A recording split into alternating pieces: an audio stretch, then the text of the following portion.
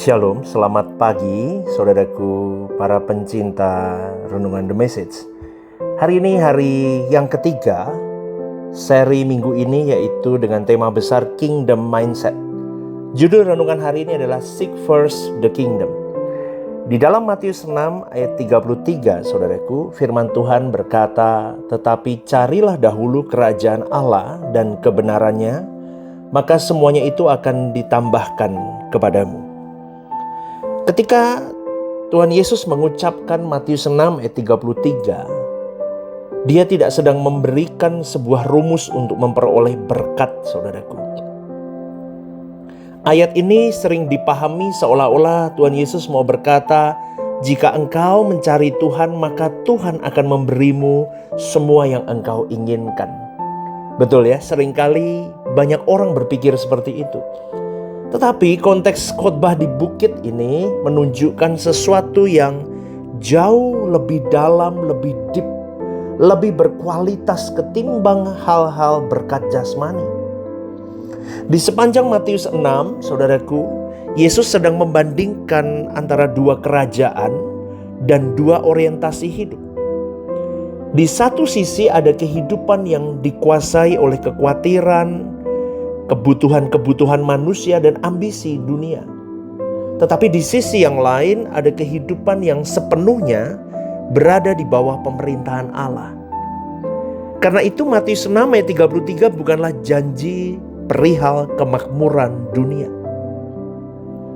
Tolong garis bawahi hal ini. Karena Matius 6 ayat 33 adalah sebuah calling atau panggilan untuk setiap manusia menata kembali priority kehidupannya. Karena Yesus berkata, carilah dahulu kerajaan Allah. Kata carilah itu berasal dari kata Yunani zeteo, yang berarti mencari dengan sungguh-sungguh, dengan tingkat kesungguhan yang paling tinggi. Carilah kerajaan Allah dengan segenap terbaik kau cari. Atau boleh dikatakan punya arti mengejar tanpa henti. Artinya itu kalimat perintah yang akan terus berlangsung dalam hidup kita. Mengejar tanpa henti kerajaan Allah itu. Atau boleh juga diartikan sebagai menjadikan sesuatu sebagai tujuan utama hidup. Artinya Tuhan mau berkata, biarlah kerajaan Allah itu dijadikan tujuan utama hidupmu, hai umat manusia. Maka kerajaan Allah itu bukan sekedar salah satu bagian dari kehidupan orang percaya. Tetapi kerajaan Allah itu adalah pusat. Katakan bersama saudaraku, pusat hidup orang percaya. Senternya. Kerajaan Allah itu senter hidupku. Yuk katakan bersama, 1, 2, 3. Kerajaan Allah adalah pusat hidupku. Banyak orang berkata bahwa Tuhan adalah yang terutama dalam hidup mereka. Oh, itu bagus. Itu yang seharusnya. Tetapi kenyataannya coba kita lihat. Diri kita sendirilah. Kenyataannya gimana? Prioritas hidup tidak diukur dari apa yang kita katakan loh saudaraku. Prioritas itu selalu terlihat dari apa yang paling banyak menguasai hati kita. Waktu kita, pikiran kita itu dikuasai siapa? Tenaga kita itu untuk siapa? Keputusan-keputusan kita itu berdasarkan untuk siapa? Maka prioritas hidup kita jelas siapa itu. Kalau everything yang tadi saya katakan, waktu, hati, tenaga, pikiran, apalagi keputusan-keputusan kita itu tentang Tuhan. Mau ngambil putusan ya tentang hati Tuhan. Pikiran kita dipenuhi oleh Tuhan. Waktu kita hanya untuk Tuhan. Hati kita hanya untuk Tuhan. Lah maka prioritas hidup kita benar itu Tuhan. Maka cek yuk kita scanning diri kita, hati kita, pikiran kita, semuanya. Maka pertanyaannya, apa yang paling sering memenuhi pikiran kita? Kita bisa jawab sendiri.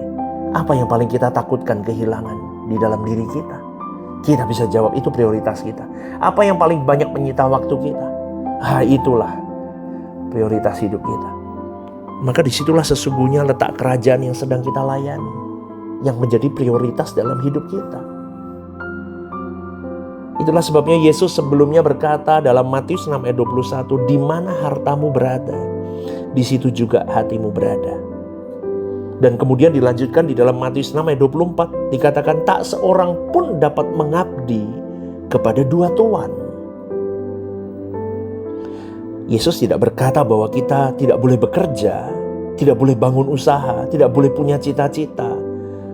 Yesus juga tidak berkata tidak boleh merencanakan masa depan. Bukan. Yang Yesus tolak adalah ketika semua itu menjadi pusat kehidupan yang akhirnya menggantikan posisi Allah dalam keseluruhan hidup kita.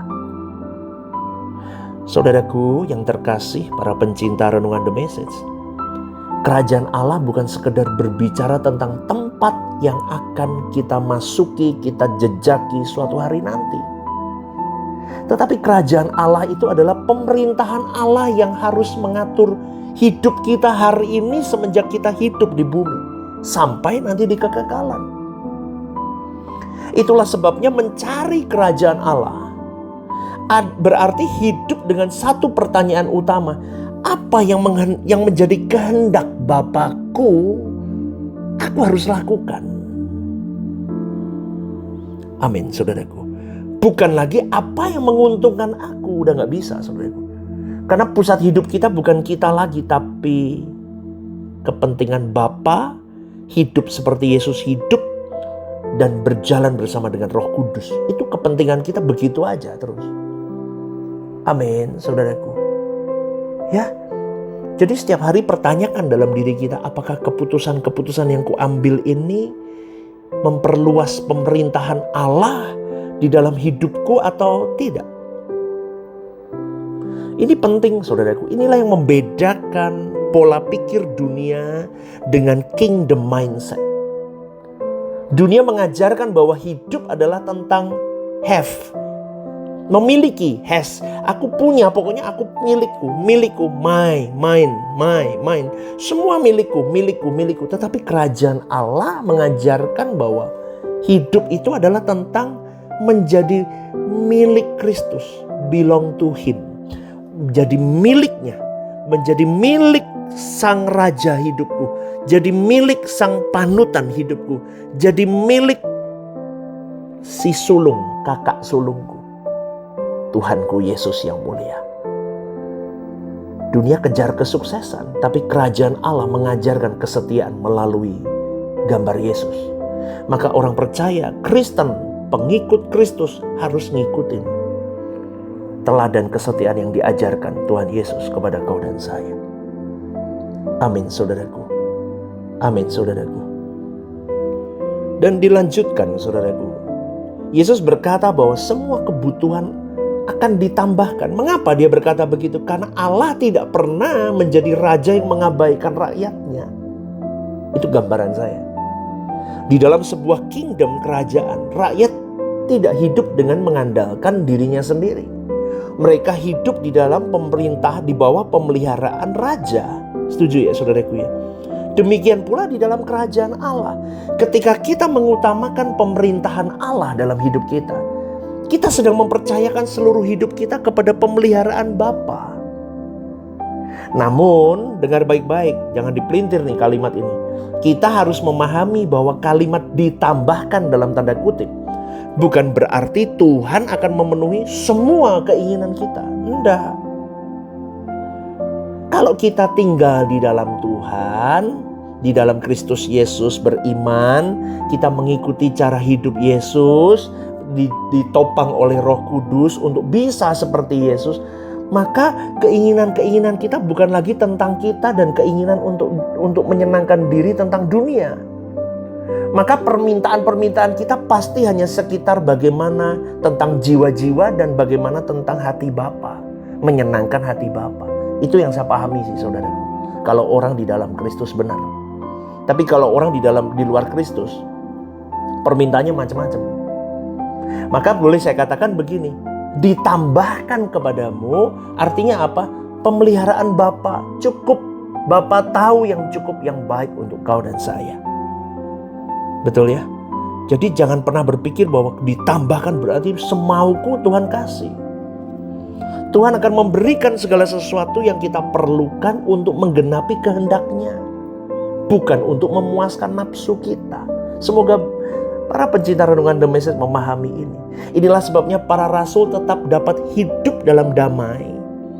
Sekalipun mereka semua masih mengalami kekurangan, penganiayaan, bahkan mereka mengalami penjara, saudaraku. Karena kekayaan terbesar mereka bukanlah harta apa yang mereka miliki.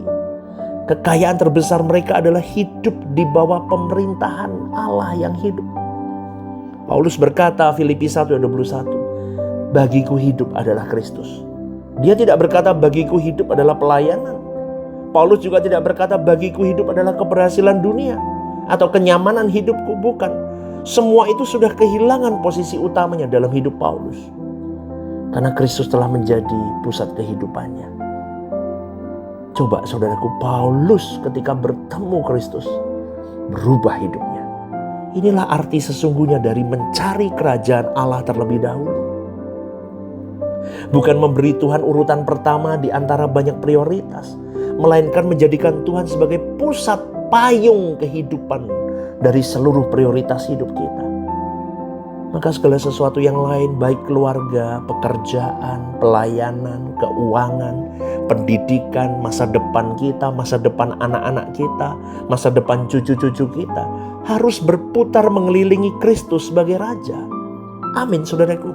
Maka hari ini tanyakan kepada dirimu sendiri.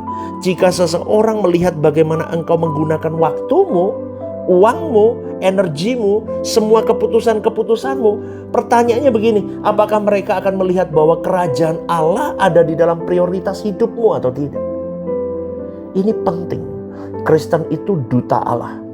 Kristen itu mewakili Allah. Bukan pinter doktrin, tapi pinter menerjemahkan doktrinmu dalam kelakuan hari hidupmu. Karena apa yang paling kita cari akan menunjukkan siapa yang kita sembah. Kalau kau pandai berdoktrin, pandai berteologi, tapi tidak pandai mengurai dalam keharian hidup kita, maka seharusnya yang kita sembah doktrin kita, yang kita sembah teologi kita, kepandaian kita. Dan ketika kerajaan Allah menjadi prioritas tertinggi hidup kita tidak kehilangan apa yang paling berharga.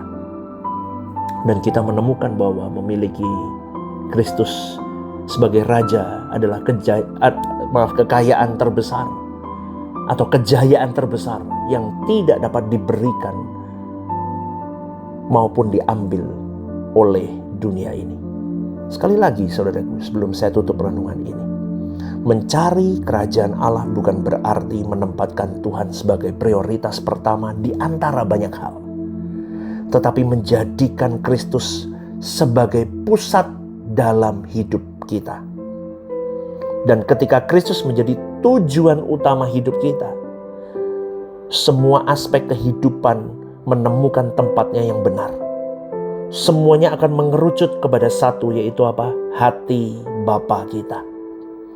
Memanjakan Bapa kita. Maka kingdom mindset tidak memakai Tuhan untuk membangun kerajaan pribadi, tetapi menyerahkan seluruh hidup untuk membangun kerajaan Allah melalui kehidupan kita. Semoga renungan ini jadi berkat, saudaraku. Saya rindu ada banyak pertobatan demi pertobatan yang terjadi ketika mendengar renungan-renungan seperti ini. Ya, mari bertumbuh bersama, berjuang bersama dengan saya. Senangkan hati Bapa, ikuti teladan Tuhan Yesus, dan berjalanlah bersama dengan Roh Kudus. Renungan The Message, Jesus is our message. Tuhan Yesus memberkati.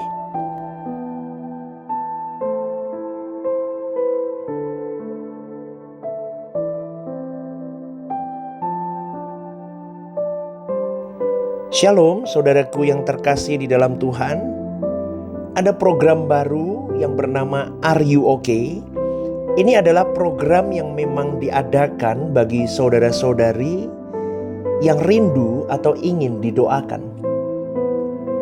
Mungkin saudara-saudari sedang mengalami pergumulan-pergumulan hidup yang sulit, yang berat, menghadapi masalah-masalah yang tidak mudah. Saudara-saudari bisa klik di formulir online yang tertera atau scan barcode di situ.